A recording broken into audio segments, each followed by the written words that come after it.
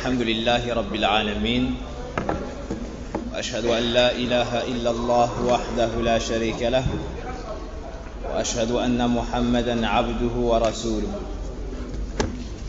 صلى الله عليه وعلى آله وصحبه وعلى كل من تبعهم بإحسان إلى يوم الدين أما بعد.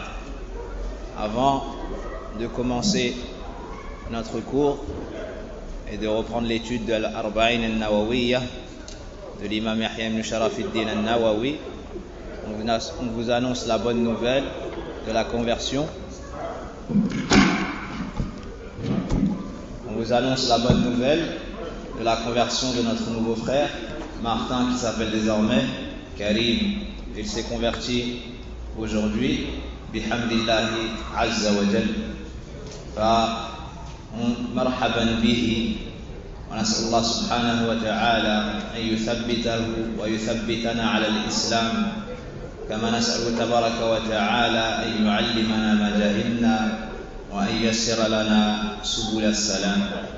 On demande à Allah subhanahu wa ta'ala de t'enseigner ce qui te sera utile dans ta religion, de te permettre d'apprendre à le connaître, ton Seigneur, ton Créateur, d'apprendre à connaître ton prophète Mohammed sallallahu alayhi wa sallam et d'apprendre cette religion magnifique qui est l'islam.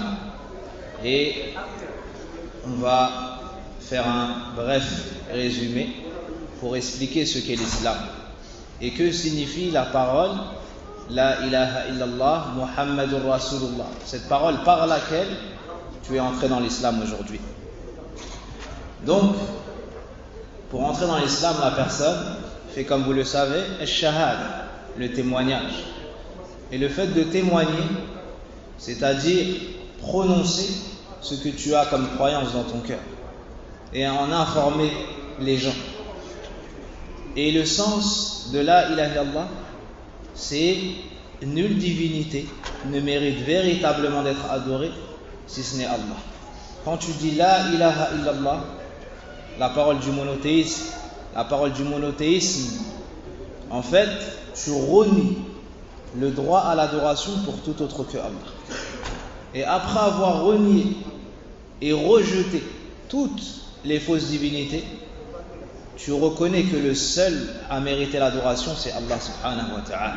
C'est cela que signifie la ilaha illallah. Qu'il n'y a que Allah qui mérite d'être adoré. Et tout ce qui est adoré en dehors de lui ne mérite pas l'adoration. Wa ashhadu anna Muhammadan Rasulullah. Ensuite, tu as témoigné de la prophétie et de la véracité du message de Muhammad sallallahu alayhi wa sallam. Tu dois savoir que Muhammad sallallahu alayhi wa sallam, c'est le messager d'Allah. C'est son serviteur, on ne l'adore pas. Car dans l'islam, on n'adore que Allah subhanahu wa ta'ala, que notre créateur. Muhammad sallallahu alayhi wa sallam, c'est le messager de Dieu. C'est l'envoyé de Dieu. C'est la meilleure créature de Dieu. Mais on ne l'adore pas. Car l'adoration, c'est le droit du créateur, pas du serviteur et de la créature. Aussi, tu dois reconnaître que Muhammad sallallahu alayhi wa sallam, notre prophète, a reçu la révélation. Il a reçu la révélation de la part d'Allah subhanahu wa ta'ala, un livre qui s'appelle le Coran. Donc le Coran, c'est désormais ton livre. C'est le livre que tu dois lire, que tu dois comprendre, méditer, mettre en pratique. Et si tu le mets en pratique, sans aucun doute, Allah subhanahu wa ta'ala va te guider vers ce qu'il y a de meilleur. Car ce Coran, c'est la parole d'Allah subhanahu wa ta'ala. Et celui qui s'y cramponne sera du nombre des bien guidés sans aucun doute. Après qu'Allah subhanahu wa ta'ala lui a accordé de la lumière. Aussi, tu dois savoir que Isa alayhi salam, Jésus, est un prophète. C'est le fils de Maryam, c'est le fils de Marie. Et il ne mérite pas l'adoration. Car comme je t'ai cité, l'adoration c'est le droit du Créateur. Ça n'est pas le droit d'une créature, quel que soit son rang. Nous, on aime Isa, Jésus. Et on le considère comme un prophète. Et c'est le messager de Dieu. Et c'est le fils de Maryam. Ça n'est pas le fils de Dieu. Dieu n'a pas d'enfant. Il n'a aucun besoin. Il est pur, subhanahu wa ta'ala. Et bi'idhnillah, tu vas apprendre petit à petit. Tu vas apprendre petit à petit. Et sache que tous ces gens que tu vois devant toi, ce sont tes frères. Tous ces gens que tu vois, ce sont des frères. Même si vous n'avez pas la même mère, vous avez le même créateur, la même religion, le même prophète, la même direction, le même livre. Et ce lien est plus fort que le lien du sang. Notre Seigneur Allah subhanahu wa ta'ala dit dans le Coran, innamal mu'minuna ikhwa. Les croyants sont tous les frères les uns des autres. Donc tu es mon frère, lui c'est ton frère, lui c'est ton frère, les enfants, les personnes âgées, les jeunes, il n'y a aucune distinction. Tous musulmans sur la terre, c'est ton frère et tu es son frère. Et on te souhaite la bienvenue dans ta religion. La religion de Dieu subhanahu wa ta'ala, الإسلام ونسأل الله تبارك وتعالى أن يشرح صدرك لهذا الدين القويم وأن يوفقنا إلى ما يحبه ويرضى سبحانه وتعالى وإلى درسنا.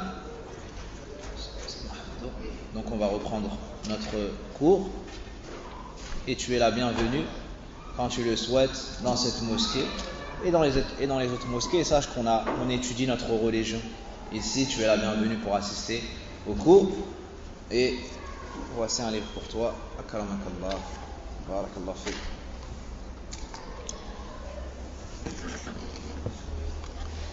Alhamdulillah, alladhi bihi tatimmu as-salihat. On remercie Allah subhanahu wa ta'ala, celui par lequel les bonnes choses sont facilitées. Subhanallah. Un jeune qui vit dans un pays qui est la France. Allah Azza wa Jal le guide jusqu'au masjid pour apprendre sa religion, connaître son Seigneur et qui cherche à l'adorer comme Allah Azza wa Jal le veut de nous. Et faire ce pourquoi Allah nous a créés. Je n'ai créé les djinns et les hommes que pour qu'ils m'adorent. Et sans aucun doute, de voir quelqu'un entrer dans l'islam fait partie des choses qui réjouissent le musulman. Alhamdulillah, nahmadullah azza wa jal, alladhi ahyana hatta shahidna dhalik. On remercie Allah azza wa jal, celui qui nous a gardé en vie, afin qu'on puisse assister à la conversion de notre frère et de plusieurs personnes bi'idhnillah. On avait fini l'étude du 13e hadith.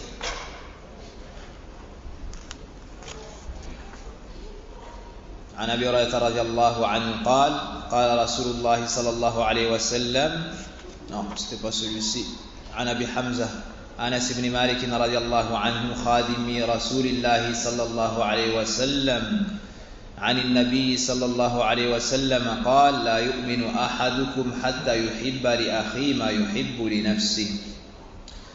Toi, tu assistes toujours au Douros? Tu es là tous les vendredis? Et où est ton livre? Non, je ne l'ai pas eu. T'as pas eu? Tfaddal. Non, qui assiste tous les vendredis? Hans, t'as pas ton livre? Tfaddal. Tu assistes tous les vendredis? Tenez. Celui qui a pris le livre, il doit mémoriser. Je vous l'offre, ensuite je vous dis l'information. Tamam? Celui qui a pris le livre, il faut qu'il mémorise les hadiths. T'as pris le livre, toi, Ammi? T'as pris le livre? Ma'ak al-kitab? Ah, toi, tu voulais un plus beau que les autres. Toi, tu voulais Anta turid ajmal min ghayrik. Hada jamil, masha'Allah. Allah ikramak.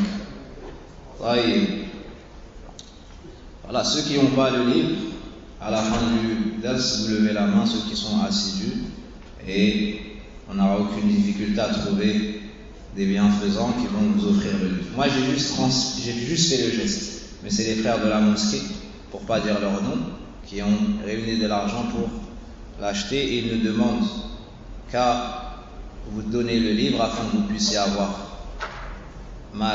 connaissance des paroles du prophète sallallahu alayhi wa sallam. Fajazahumullahu khayran.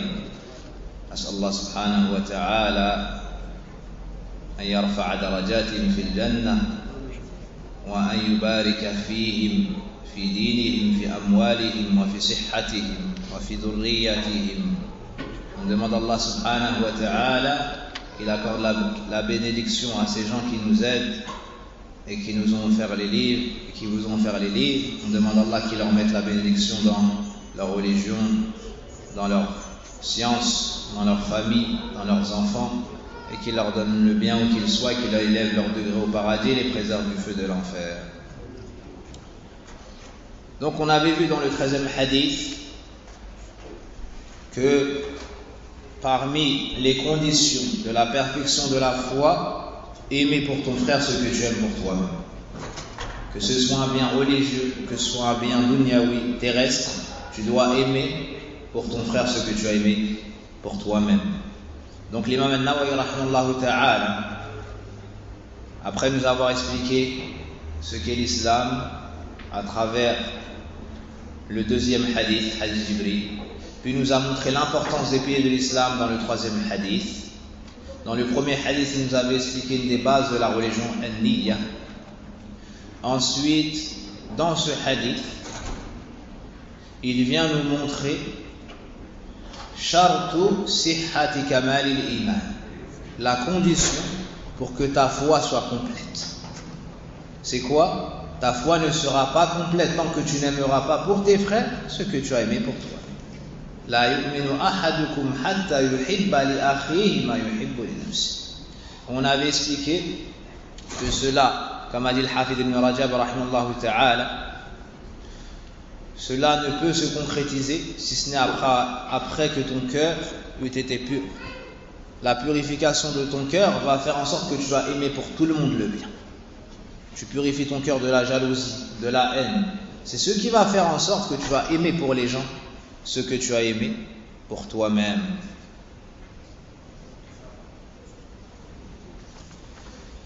الحديث الرابع عشر عن ابن مسعود رضي الله تعالى عنه قال قال رسول الله صلى الله عليه وسلم لا يحل دم امرئ مسلم إلا بإحدى ثلاث الثيب الزاني والنفس بالنفس والتارك لدينه المفارق للجماعة رواه البخاري ومسلم. Le prophète sallallahu alayhi wa sallam nous dit: il n'est pas permis de verser le sang du musulman sauf dans trois cas. Al-Thayyibu Zani, celui qui commet la fornication alors qu'il a déjà contracté un mariage. Quelqu'un qui s'est marié et qui par la suite a commis la fornication. Le meurtrier qui a pris l'âme d'un autre. La personne a tué quelqu'un, alors le gouverneur le tue. Et l'apostat qui quitte sa communauté, celui qui rentre dans l'islam ou celui qui est musulman, par la suite, il sort de l'islam par une croyance, une parole, une action et tout ce qui fait sortir de l'islam. Et ce hadith est rapporté par l'imam al-Bukhari et l'imam Muslim rahimahumullah. Ce hadith donc, c'est le hadith de Abdullah ibn Mas'ud radiallahu anhu. Et Abdullah ibn Mas'ud radiallahu anhu fait partie des premiers compagnons à s'être convertis à l'islam. Il dit lui-même: je me suis converti et je me suis vu le 6e de 6 ou le 7e de 7. Dans le sens, en d'autres termes, il s'est converti. Lorsqu'il s'est converti, c'était le 6e ou le 7e. C'était le 6e ou le 7e. Et il avait entendu parler du prophète sallallahu alayhi wa sallam. Il n'était pas à Mecca. Qu'est-ce qu'il a fait? Il a envoyé son frère. Et il lui a dit: va à Mecca et prends des informations sur cet homme. Prends des informations et reviens-moi. Lorsque son frère est rentré, il lui a dit: que dit cet homme? Son frère lui a dit: Ya'muru bimakarim al-akhlaq. Il appelle au noble caractère, au bon comportement, Et il lui a cité des choses qui ont une portée générale. Il lui a cité des choses qui ont une portée générale.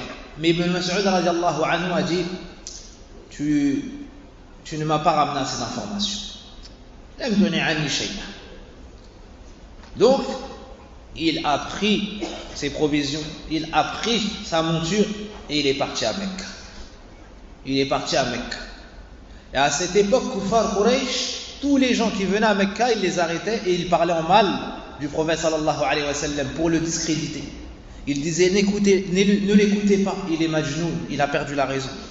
Ne l'écoutez pas, c'est un sahir, c'est un sorcier. Ne l'écoutez pas, kada wa kada wa. Et il mentait sur lui. Pourquoi? Pour salir son image afin que les gens ne viennent pas l'écouter. Et ceux qui l'ont écouté ne certifient pas ces informations. Mais wallahi, quand Allah subhanahu wa ta'ala veut répandre un bien, personne ne peut empêcher cela. Et wallah, tu peux dire ce que tu veux sur quelqu'un de bien, Allah azza wa jalla, c'est ce qu'il y a dans son cœur et ce à quoi il va appeler. Et lorsque tu es véridique, même si les gens se réunissent pour parler sur toi, Allah azza wa jalla va t'élever. Et Allah azza wa jalla va faire apparaître de ta véracité et personne ne pourra tenir. Et l'inverse aussi est valable. Si tu as une mauvaise intention et que tu appelles au mal, même si les gens te suivent, Allah ne te fera jamais triompher subhanahu wa ta'ala. Allah tabaraka wa ta'ala yansuru al-haqqa wa ahlah wa yubtilu al-batila wa ahlah. Allah azza wa jalla secourt la vérité et les gens de la vérité. Et il humilie les gens du faux il humilie le faux et ses adeptes. Ensuite, il est arrivé à Mecca et est parti chez son oncle maternel. Puis, il est venu trouver le prophète sallallahu alayhi wa sallam et il a appris de lui. Il a appris ses informations et il a reconnu la vérité. Allah azza wa jalla lui a permis de percevoir la vérité et s'est donc converti à l'islam radiallahu anhu. Et c'est un des plus grands savants du Coran. Abdullah ibn Mas'ud est un des plus grands savants du Coran. Certains savants disent que c'est le plus grand savant du Coran et de Asbab al-Nuzul, des causes de la révélation, chez les Sahaba. Ils ont dit A'lamun nas bi Asbab al-Nuzul, Abdullah ibn Mas'ud. Abdullah ibn Mas'ud radiallahu anhu. Le prophète sallallahu alayhi wa sallam a fait ses éloges en disant, celui qui veut apprendre le Coran, kama unzila alayhi raddan tariya, celui qui veut mémoriser le Coran comme il m'a été révélé à 100%, qu'il l'apprenne de la bouche de Ibn Ummi Abd, qu'il l'apprenne de la bouche d'Ibn Mas'ud. Donc ça c'est une tazkiya azima.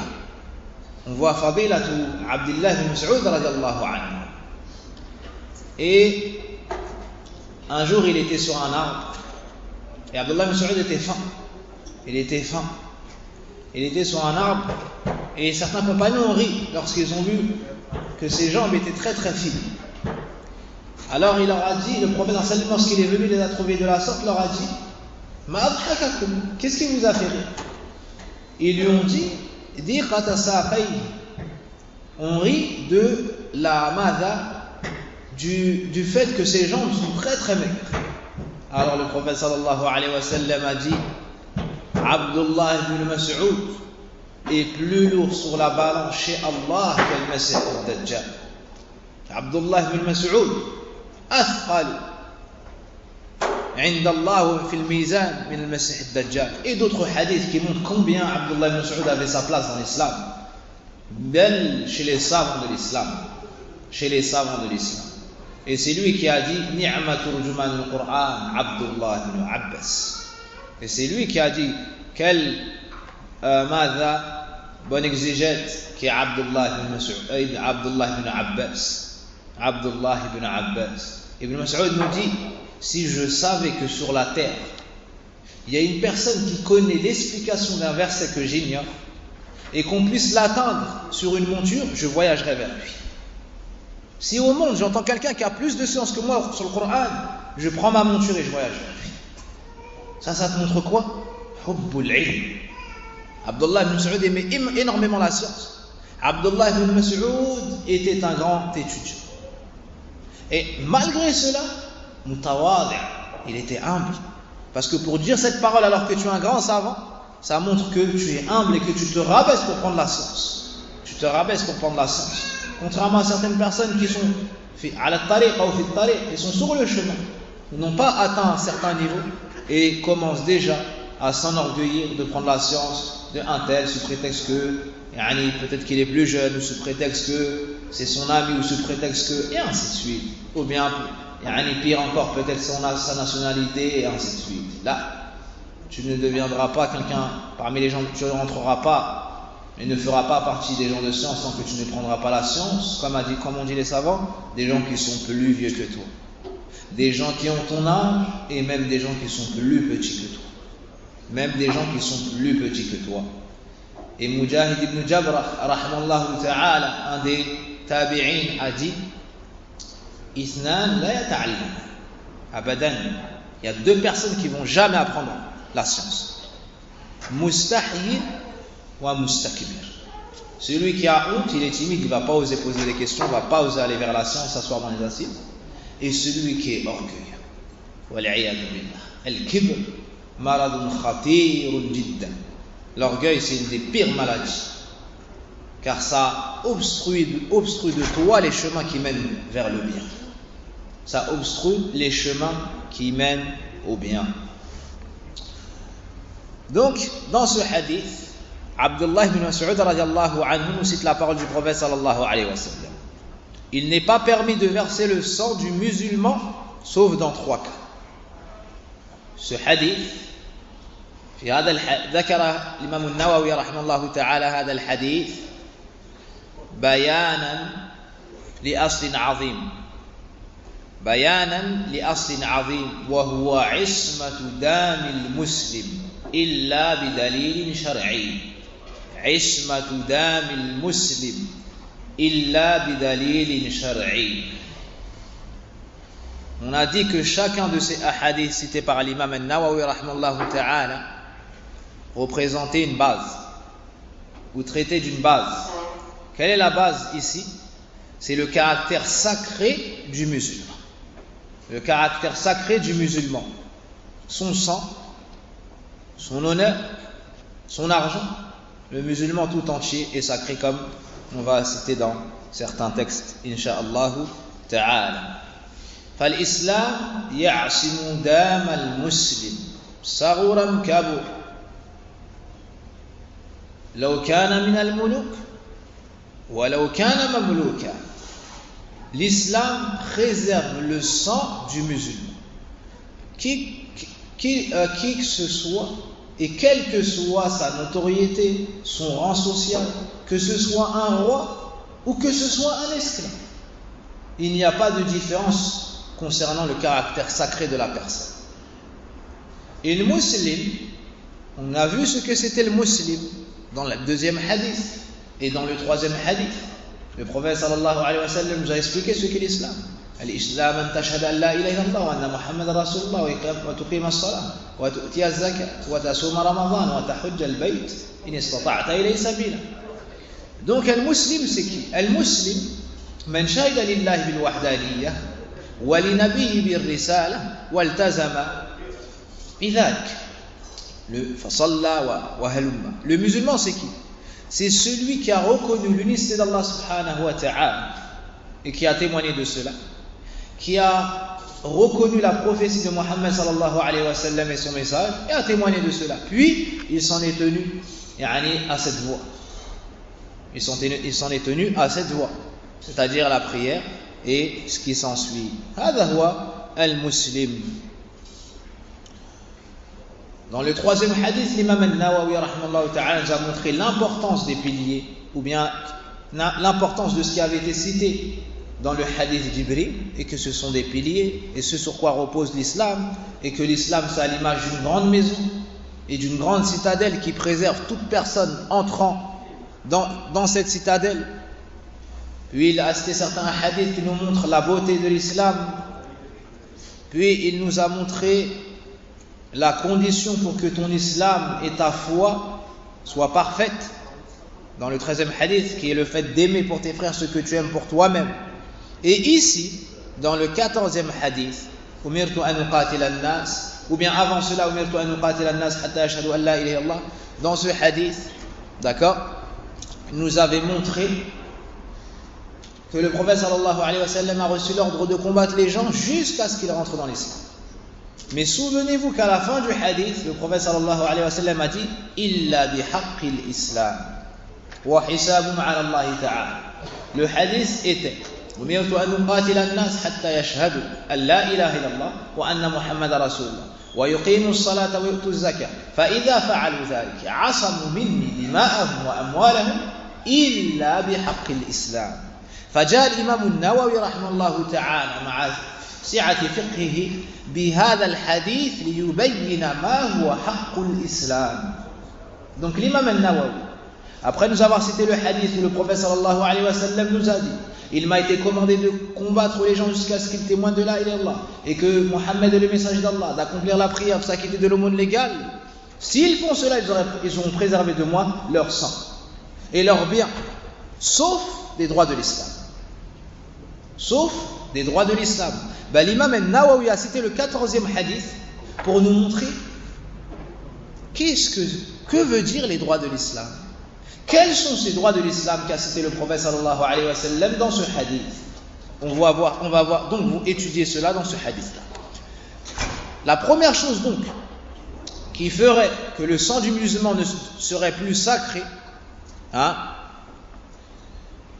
al-thayyibu zani.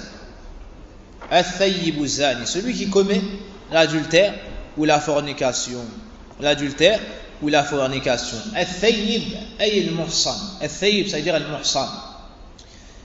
Al-zani, man atamra'ah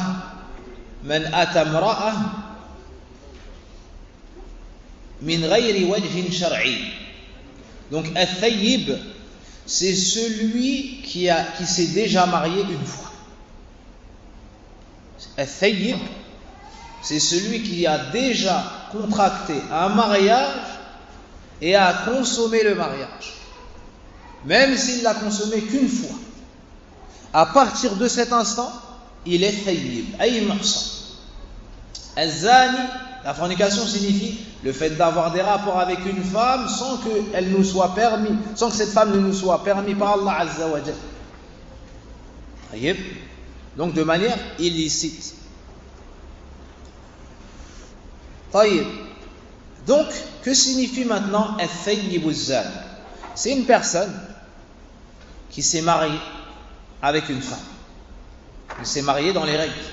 Et les règles du mariage sont connues de beaucoup d'entre nous. La première condition, c'est rida tarafayn, l'agrément de l'homme, l'agrément de la femme. On ne peut contraindre dans l'islam une femme à se marier ni un homme. Dans le cas contraire, le mariage serait bâti. Deuxième condition, al-wali, le responsable de la femme, c'est son père décédé, le grand-père, sinon son fils, et ainsi de suite. Pubère, tayyib. La troisième condition, al-mahr, la dot. Ensuite, 2 témoins, shahid et adl, 2 témoins de confiance. Certains ont rajouté al-ijab ou al-qaboul, la demande. Yani zawijni bintaka Fatima, et le père répond zawajtuka binti Fatima, et le prétendant répond qabilt. Ça, c'est un mariage shar'i. Ça, c'est un mariage shar'i. Mariage shar'i, c'est pas de fréquenter la femme avant, d'accord? Et lorsque la personne a commis tous les péchés, à la fin, il la demande en mariage. Là, c'est pas ça. Dans l'islam, la femme, elle est bien plus noble que cela. Elle est bien plus noble que cela. Et le respect qu'il y a dans l'islam est bien plus noble que cela, est bien plus élevé que cela. Donc celui qui s'est marié a consommé le mariage, il devient thayyib. À partir de ce moment-là, s'il commet l'adultère, ou bien s'il divorce, ou bien sa femme décède, et qu'après cela il commet la fornication, il rentre dans le hadith. Al-thayyib, ça ne veut pas que dire celui qui est marié. Al-thayyibu zani, ça veut dire il s'est déjà marié une fois dans sa vie. Même si après il a divorcé, même si son épouse est décédée, même si. À partir du moment où il s'est marié, un mariage shar'i, il a consommé le mariage, même ne serait-ce qu'une fois, il rentre dans cela. Si par la suite il commet l'adultère, ou bien la fornication, il rentre dans ce hadith. Donc c'est la première personne dont le sang n'est plus sacré. Quel est le jugement de Thayyibu Zani? Ar-rajm hatta al-maut. C'est la lapidation jusqu'à ce que mort se suive. C'est la lapidation jusqu'à ce que mort se suive. Par contre, al-bikr yujlad mi'a. Par contre, celui qui ne s'est jamais marié, qui commet la fornication, dans l'islam, il doit être fouetté 100 fois. Comme ça a été cité dans Surat Nur, az-zaniyatu waz-zani fajlidu kulla wahidin minhuma mi'ata jaldah. Allah nous dit dans le Coran, la fornicatrice et le fornicateur, fouettez-les chacun 200 coups de fouet. De 100 coups de fouet. Et dans un autre hadith est venu qu'on doit l'expatrier pendant un an. Yuragab. Taïeb. Donc, il est fouetté 100 coups de fouet et ensuite il doit partir pendant un an. S'il recommence une deuxième fois, la même chose. S'il recommence une cinquième fois, la même chose. Même s'il le fait 10 fois, il n'est pas lapidé jusqu'à mort se suive. Tant qu'il ne s'est pas marié. Par contre, celui qui s'est déjà marié, lui, dès la première fois. Quel est le jugement? Al-rajm hatta al-maut. D'être lapidé jusqu'à ce qu'il décède. Par exemple, et les preuves de cela, preuve du Coran, preuve de la Sunna. Du Coran, l'écrit a été abrogé. Il y avait un verset qui a été abrogé, d'accord, sur la fornication et sur le fait qu'il celui qui a été marié qui commet la fornication et qu'il doit être lapidé. Et il a été abrogé. Des fois Allah Azza wa Jal cite un verset, ensuite il l'abroge, il le remplace ou ne le remplace pas. Cela fait partie des versets qui ont été abrogés, comme a dit Omar ibn Khattab un jour dans une khutbah. Il a dit, Allah Azza wa Jal a cité dans le Coran, on était vivant, le verset sur la lapidation. Ensuite il a abrogé sa lecture. Des fois on enlève le verset mais le jugement reste. Ensuite Omar ibn Khattab a dit, et j'ai peur que vienne un jour où les gens vont dire, on a regardé dans le Coran, on n'a pas vu. Alors on le fait plus. Omar ibn Khattab a dit, nous on l'a vu. On a lapidé le prophète sallam, a lapidé avec lui. Et j'ai peur que vienne un jour où les musulmans disent, on n'a pas vu dans le Coran, alors ça n'existe pas. Subhanallah. Taïb. Le hadith de Ma'iz radiallahu anhu, c'est un sahabi qui est venu voir le prophète sallallahu alayhi wa sallam et lui a dit, Ya Rasulallah, tahirni, purifie-moi. Purifie-moi. Le prophète sallallahu alayhi wa sallam lui a dit, qu'est-ce qui se passe? Et il lui a dit, j'ai commis l'adultère. Le prophète sallallahu alayhi wa sallam s'est détourné. Il est revenu voir le prophète sallallahu alayhi wa sallam, Ya Rasulallah, tahirni, purifie-moi. Le prophète sallallahu alayhi wa sallam s'est détourné de lui. Il a voulu qu'il se repente entre lui et Allah. Il voulait qu'il se repente entre lui et Allah subhanahu wa ta'ala. Parce que le gouverneur, tant qu'il ne sait pas le péché, il n'a pas l'obligation de mettre la sentence. Donc tu te repens entre toi et Allah azza wa ta'ala. Ma'iz a assisté. Cette lourdeur qu'il a trouvée dans son cœur et l'effet du péché ne le laissait pas tranquille. Pourquoi? Parce qu'il était véridique envers Allah azza wa ta'ala. Cette religion n'était pas un jeu. Cette religion, la finalité, c'est le Jannah wa an-nar. C'est le paradis et l'enfer. Il est venu voir le prophète sallallahu alayhi wa sallam et a insisté. Alors le prophète sallallahu alayhi wa sallam a dit, est-ce qu'il a toute sa raison? Est-ce qu'il a bu de l'alcool? On a cherché toutes les excuses. Non. À la fin, ils ont ordonné à ce qu'il soit attaché et ils l'ont lapidé jusqu'à ce qu'il soit. La même chose pour El-Ghamidiyya, une femme qui est venue voir le prophète sallallahu alayhi wa sallam et lui a dit, Ya Rasulallah, j'ai commis l'adultère. Le prophète sallallahu alayhi wa sallam s'est détourné d'elle une fois, deux fois, trois fois. Ensuite, elle a dit qu'elle était enceinte de cela. Alors il lui a dit, pas. Et lorsque tu auras accouché, reviens. Elle est partie, elle est revenue. Ensuite, il lui a dit, repars. Et lorsque l'enfant sera sevré, reviens. Ensuite, le prophète sallallahu alayhi wa sallam a dit, mais si on a la lapide, qui s'occupera de cet enfant? Regardez la rahma du prophète sallallahu alayhi wa sallam.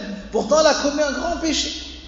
Mais celui qui revient vers Allah azza wa jalla et celui de qui on perçoit la véracité et la piété et le regret, il ne convient pas de le réprimander sévèrement pour pas qu'il désespère de la miséricorde d'Allah azza wa jalla. Par contre, celui qui fait le péché et se complaît dans le péché ou se vante du péché, alors on doit utiliser avec lui la façon qui est sage. Ça peut être la douceur, ça peut être la dureté et ainsi de suite. Donc on doit utiliser la hikmah dans la da'wah. Ici, eux sont venus vers Allah Azza wa Jalla, de eux-mêmes. Ils sont venus pour se repentir. Ils sont partis trouver le prophète sallallahu alayhi wa sallam. Alors le prophète sallallahu alayhi wa sallam, à la fin, un homme a dit, moi je vais m'occuper de cet enfant. Alors le prophète sallallahu alayhi wa sallam a dit, attachez-la et lapidez-la, jusqu'à ce qu'elle soit décédée. Il y a une parole, une personne qui avait dit pour Ma'iz, si seulement il avait caché son péché, il s'était repenti entre lui et Allah, il n'aurait pas perdu comme il a perdu maintenant. Le prophète sallallahu alayhi wa sallam a dit, Wallahi, Ma'iz a fait un repentir. Si on l'avait donné à 70 personnes de Médine, ça aurait suffi pour leur pardonner tous leurs péchés. Et la même chose pour Al-Ghamidiyya. Elle a fait une tawbah, si on l'avait donné aux gens de Médine, ça aurait couvert tous leurs péchés.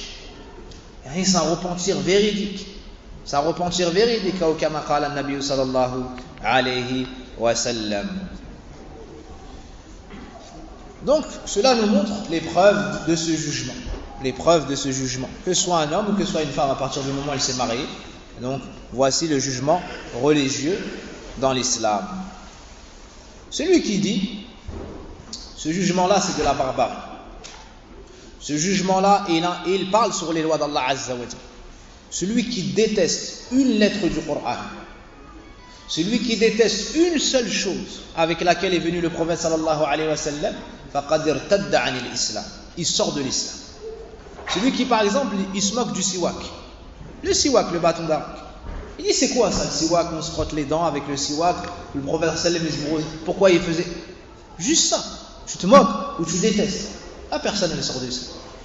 Quelqu'un qui parle en mal de la salat, ou de la zakat, ou du hijab, ou de quelque chose connu dans l'islam, et qui déteste cela, c'est min nawaqid l'islam. Et il annule son islam, même s'il met en pratique. Même s'il met en pratique. Donc, on doit faire attention à la croyance, on doit faire attention aux paroles. Celui qui parle du jugement d'Allah subhanahu wa ta'ala, il doit faire attention à ce qu'il dit.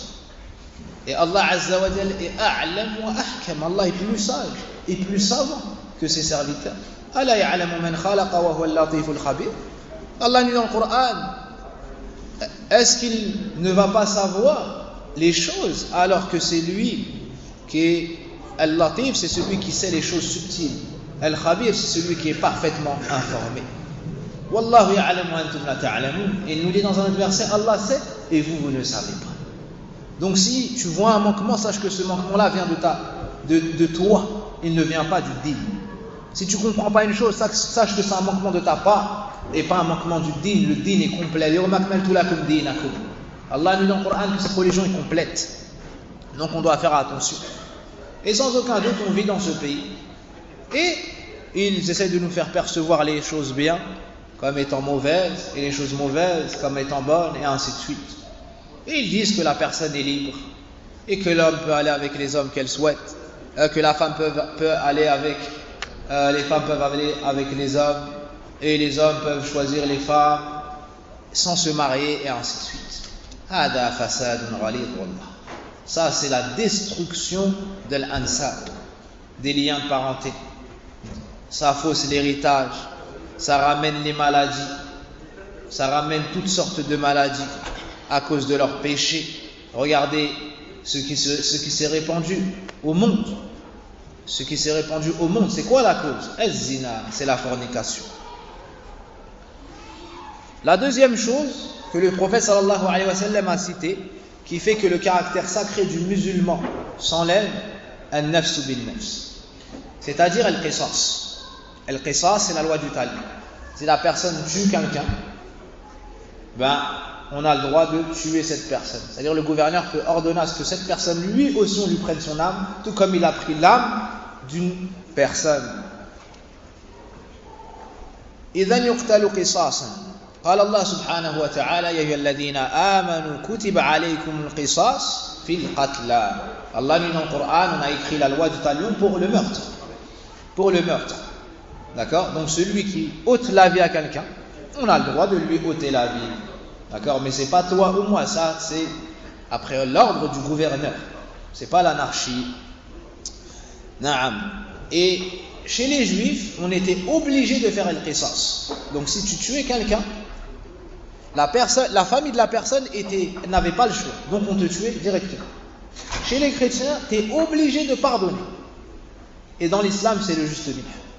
Dans l'islam, c'est le juste milieu.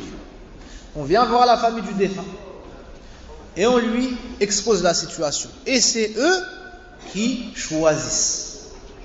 Et ils ont le choix entre plusieurs choses. La première, al-'afw, de pardonner. Et le prophète sallallahu alayhi wa sallam appelait toujours à pardonner. Donc, il excuse le meurtrier et on ne fait pas couler sauce. Le deuxième cas, ad-diya, il paye une amende, un dédommagement pour avoir pris la vie sacrée de ce musulman. D'accord? Troisième cas, al-qisas. Troisième cas, la loi du talion. Il a tué, on le tue. Et il a le choix dans cela. Il a le choix dans cela. Et ça, c'est le juste milieu. Ça, c'est le juste milieu, parce que si on dit qu'il est obligé de faire la loi du talion, d'accord? Peut-être que la personne, par la suite, aurait été pieuse et qu'elle aurait fait du bien sur terre pour se voir pardonner chez Allah Azza wa Jal. Et si on oblige à pardonner, peut-être que cette personne est mauvaise, elle va récidiver et récidiver et récidiver. Regardez en France les nombreux problèmes qu'ils ont dû à la récidive des criminels. Subhanallah.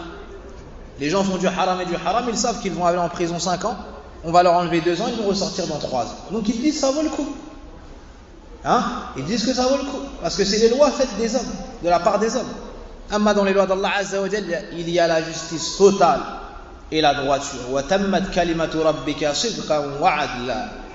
Les paroles d'Allah Azza wa Jal sont parfaites, véridiques et justes. Elles sont véridiques dans les informations, elles sont justes dans les jugements. Ça, le tafsir du verset. Le prophète sallallahu alayhi wa sallam nous dit, comme c'est venu dans Sahih al-Bukhari, non, ça c'est pour la suite. Ça aussi dans le qisas, c'est une chose importante à savoir. C'est qu'il n'y a pas de distinction entre les classes sociales. Contrairement à ce qu'il y avait fil jahiliya. Dans le jahiliya, par exemple, si quelqu'un de riche et de noble tuait quelqu'un de faible et de pauvre, on ne faisait pas le qisas. Et si c'était quelqu'un de pauvre et de faible qui tuait quelqu'un de riche, alors on faisait le qisas. Ou bien si c'était quelqu'un de noble qui volait quelqu'un de riche, on le laissait. Ou bien il donnait un dédommagement. Et si c'était quelqu'un de faible, alors on lui coupait la main ou on lui faisait toutes sortes de choses. Taïeb. Dans l'islam, Allah Azza wa Jal nous apprend que l'âme d'un musulman est sacrée.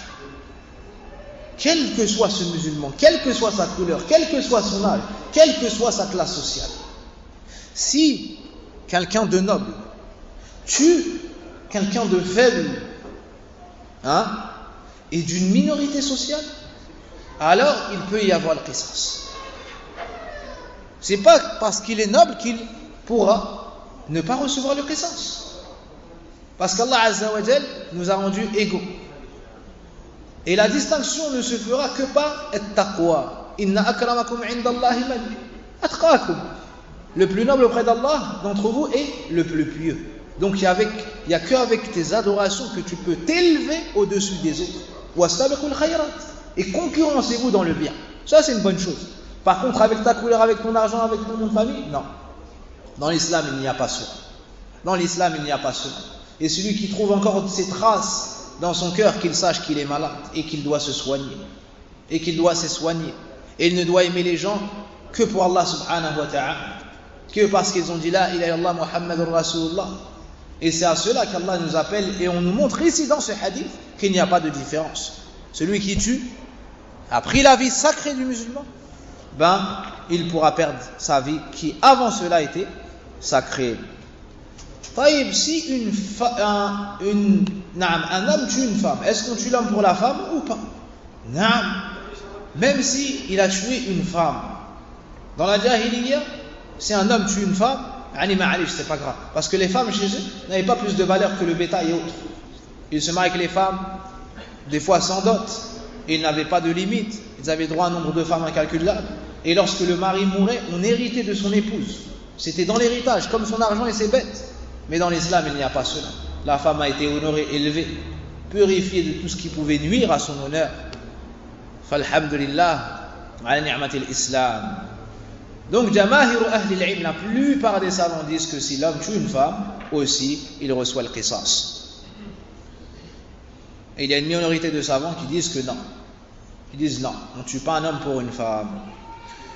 Tamam. Ensuite, le troisième point qui a été cité par le prophète sallallahu alayhi wa sallam, c'est at-tariku lidini. Celui, c'est l'apostat qui quitte la communauté, celui qui sort de la religion. C'était un musulman et ensuite il sort de l'islam pour aller dans une autre religion ou pas. Mais hasid, il sort de l'islam.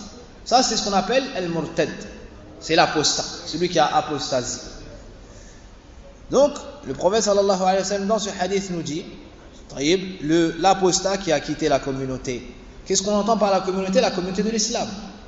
Ce qui est voulu ici, comme on le comprend du contexte, c'est la communauté al-jama'a, c'est al-muslimoun, c'est al-muslimoun. Et le prophète sallallahu alayhi wa sallam a dit, comme c'est venu dans Sahih al-Bukhari, man baddala dinahu faqtuluh. Celui qui change de religion, ôtez-lui la vie. Et les savants ont cité comme sagesse de cela, que si les gens entraient dans la religion et sortaient de la religion, entraient dans la religion et sortaient de la religion, les gens vont penser qu'il y a des manquements dans cette religion. Et ça va être une da'wa pour sortir de l'islam. Ça va être une da'wa qui va nuire à l'image de l'islam. Dans ce hadith, le prophète sallallahu alayhi wa sallam a cité 3 points. Il a cité 3 points. Le premier, celui qui commet l'adultère ou la fornication après s'être déjà marié une fois dans sa vie. Le deuxième, celui qui a tué. Le troisième, celui qui sort de la religion, l'apostat. Les savants ont dit, ici, on n'a cité que 3 catégories de personnes. ولكن ذكر في هذا الحديث 3 طوائف. ولكن ليس للحصر. Ça n'est pas une liste exhaustive. En d'autres termes, on en a cité 3 dans ce hadith, mais il y en a plus que 3 lorsqu'on réunit tous les hadiths. Par exemple, as-sahir, le sorcier. C'est venu dans les textes que le jugement du sorcier, c'est quoi? C'est darbatun bis-sayf. C'est de le tuer. On avait aussi, dans les textes, on trouve aussi al-mufsidu fil ard, celui qui sème le désordre sur la terre, comme qutta'at turuq, ceux qui attaquent comment on appelle ça, les brigands de chemin, ou j'ai oublié l'expression qui est utilisée, ceux qui attaquent, à l'époque ils attaquaient les diligences, les caravanes et les marchandises, ainsi de suite, ils se cachaient dans les chemins, d'accord, et les attaquaient. Allah dans le Coran nous dit que le jugement de ces gens-là, c'est de les tuer, ou bien de les crucifier, ou bien de leur couper les membres opposés. Pourquoi? Parce qu'ils répandent le désordre sur la terre. Et il y a d'autres catégories. De personnes. Mais pourquoi alors, dans ce hadith, le prophète sallallahu alayhi wa sallam s'est contenté de citer ces 3 catégories? Les savants ont répondu à cette question et ont dit, ces 3 péchés répandent le désordre sur la terre. Al-thayyibu zani, celui qui commet quoi? L'adultère alors qu'il a déjà été marié, que ce soit un homme ou une femme. Qu'est-ce qui va se passer? Et pourquoi celui qui n'a jamais été marié, pourquoi on ne lui fait pas la même chose? Regardez, si la personne se marie, d'accord, la femme se marie, elle vit avec son enfant, ses enfants et son mari. Ensuite, elle commet l'adultère et elle est enceinte. Cet enfant va grandir au milieu de personnes qui ne sont pas les enfants de son mari. Qu'est-ce qui va se passer? Il va grandir avec des gens qui ne sont pas ses vrais frères, qui ne sont pas ses vraies sœurs. Ensuite, il va hériter de cet homme qui n'était pas son père, et ainsi de suite. Donc, il y aura beaucoup de désordre. Aussi, il va nuire à l'image des musulmans. Aussi, il va nuire à l'honneur de la famille. Et beaucoup d'autres choses que les savants ont citées. Ça ramène des maladies. D'accord? Le deuxième cas, al-nafsu bin-nafs, celui qui tue. Il enlève la sécurité des gens du pays. Il enlève la sécurité aux gens de son entourage. Ça veut dire que les gens vont vivre constamment dans la crainte et dans la peur. Si on laisse le meurtre se répandre, personne ne sera en sécurité. Personne ne pourra laisser sortir sa famille. Personne n'osera faire telle chose ou telle chose. Pourquoi? Parce que les gens peuvent tuer sans recevoir la peine religieusement prévue à cet effet. Et regardez ce qui se passe en France. Ils disent qu'il n'y a plus de place dans les prisons. Ils disent qu'il n'y a plus de place dans les prisons. Une des grandes causes, c'est quoi? C'est que celui qui tue va en prison et ressort. Il retue, retourne en prison et ressort. Il retue, retourne en prison. Et c'est la même chose. En France, tellement que la femme n'est pas valorisée, celui qui viole prend moins d'années de prison que celui qui commet un cambriolage ou un braquage. Elle est ajib, subhanallah. Donc l'argent a plus de valeur et de noblesse que la femme. Dans notre religion, ça n'a rien à voir. Ça n'a rien à voir. Subhanallah. Donc, celui qui tue, l'islam appelle donc ou permet de lui ôter la vie afin de laisser en vie les autres. C'est pour ça que le prophète, c'est pour ça qu'Allah subhanahu wa ta'ala nous dit walakum fil qisas hayah. Vous avez dans la loi du talion en vrai la vie. Que veut dire ce verset?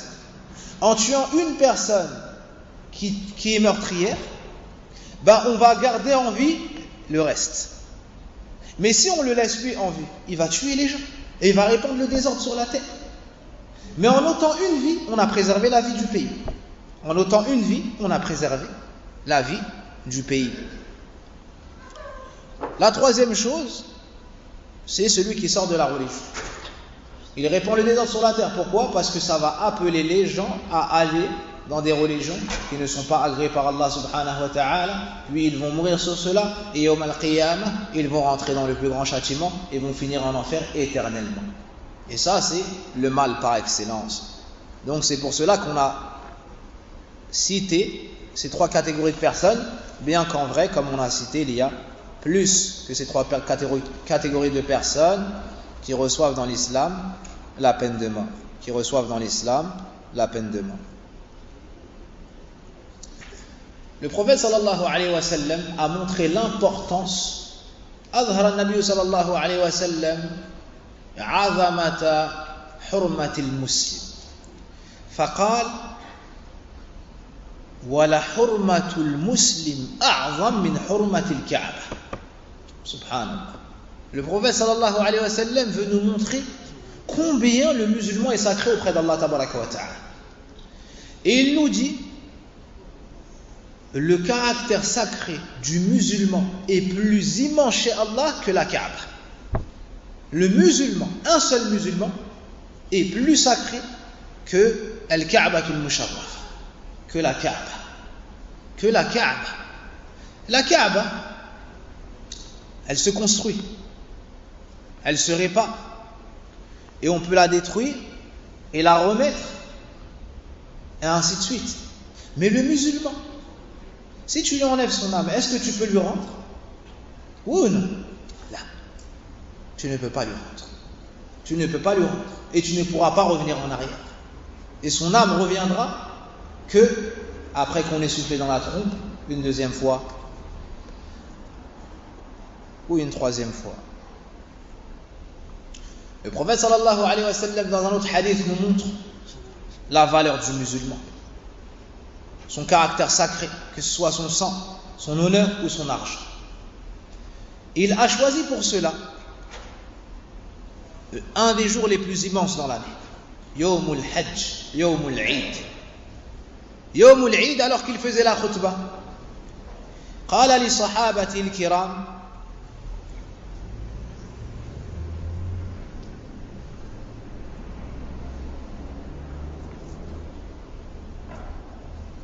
أي يوم هذا؟ Quel jour sommes-nous? قال الصحابة فسكتنا حتى ظننا أنه سيسميه بغير اسمه. Le prophète sallallahu alayhi wa sallam a dit: quel jour sommes-nous? Les compagnons ont dit: nous sommes tués. Au point où on a cru qu'il allait le nommer par un autre nom. Car c'est un temps où la révélation descendait, donc il y avait des changements. Alors le prophète sallallahu alayhi wa sallam leur a dit: Alaysa yawm al-hajj al-akbar? Ne sommes-nous pas le grand jour du pèlerinage? Ils ont répondu: certes. Ensuite il leur a dit: Ayyu shahrin hada? Quel mois nous sommes? Dans quel mois nous sommes? Fasakatna hatta dhanna annahu sayusami bighayri ismi. Nous nous sommes tus jusqu'à ce qu'on a pensé qu'il allait l'appeler par un autre nom. Faqala alaysa madha shahr dhil hijja? Ne sommes-nous pas le mois du pèlerinage? Qalu bala. Ils ont dit certes. Ensuite il leur a dit: ayyu baladin hada? Dans quel pays sommes-nous? Alors ils se sont tus jusqu'à ce qu'ils ont cru qu'il allait l'appeler par un autre nom. Alors il leur a dit: Madha alaysa baladul haram? N'est-ce pas un pays sacré? N'est-ce pas un endroit sacré? Ils ont répondu certes. Après tout cela, après cette introduction, après avoir montré que nous sommes pendant le Hajj, le mois du Hajj, le jour le plus immense, ou un des jours les plus immenses du Hajj et de l'année, et qu'ils sont dans un pays sacré, après tout cela, le prophète sallallahu alayhi wa sallam a dit: فَإِنَّ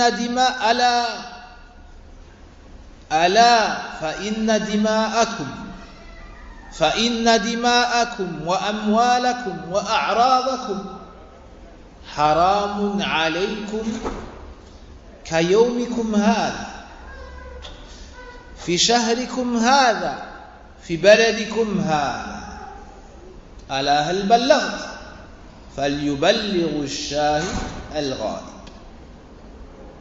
خطاب عظيم، خطبة عظيمة. Le prophète sallallahu alayhi wa sallam a dit, donc on est à Madha, dans un pays qui est sacré, un jour sacré, pendant le mois du Hajj. Ben sachez que votre sang, votre honneur et vos biens, votre argent est sacré, comme le caractère sacré de ce jour, de ce mois et de cet endroit. Est-ce que je vous ai tout transmis? Que celui qui est présent transmette à celui qui est absent. Donc le sang du musulman est sacré. L'honneur du musulman est sacré. Et les biens du musulman sont sacrés. Si toi, tu construis un château, d'accord, et que quelqu'un vient détruire ta construction et ta fondation, quel effet ça te ferait? Tu ne serais pas content et tu verrais que c'est un manque de respect. صح؟ ولله المثل الأعلى. ولله المثل الأعلى. Allah tabaraka wa ta'ala a créé l'insan.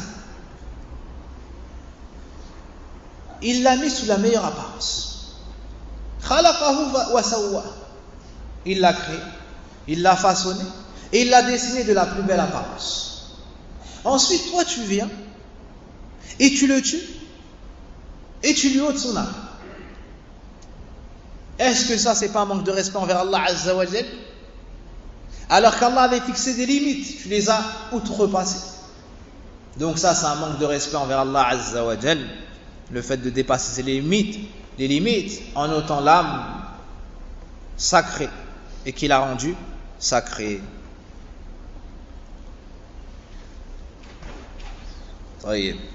Voici pour ce hadith.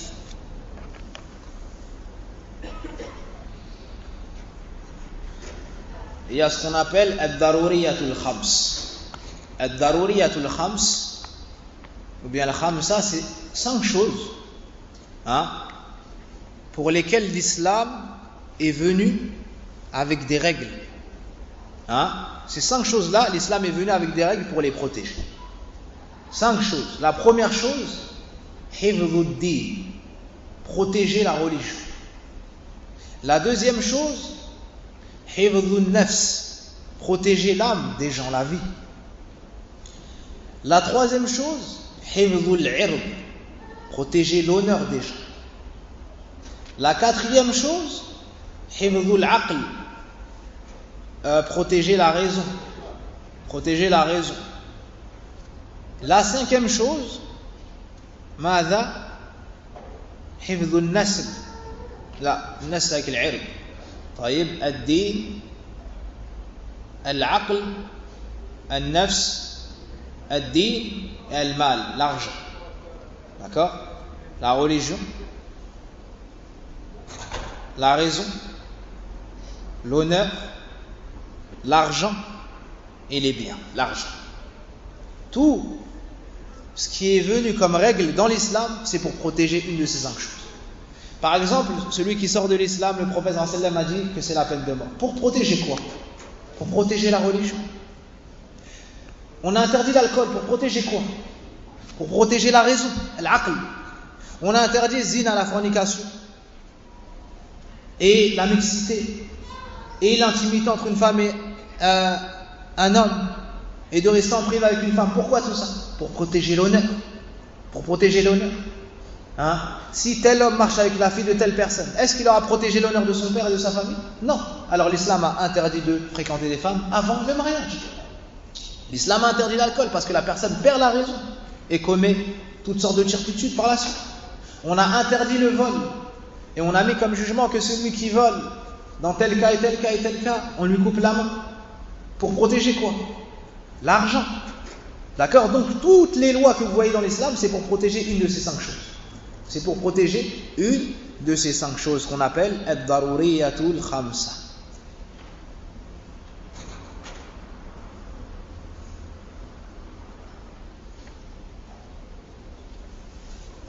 Voici ce qu'Allah subhanahu wa ta'ala nous a facilité pour le 14e hadith. Wa nas'alullah subhanahu wa ta'ala al-mazid wa al-tawfiq.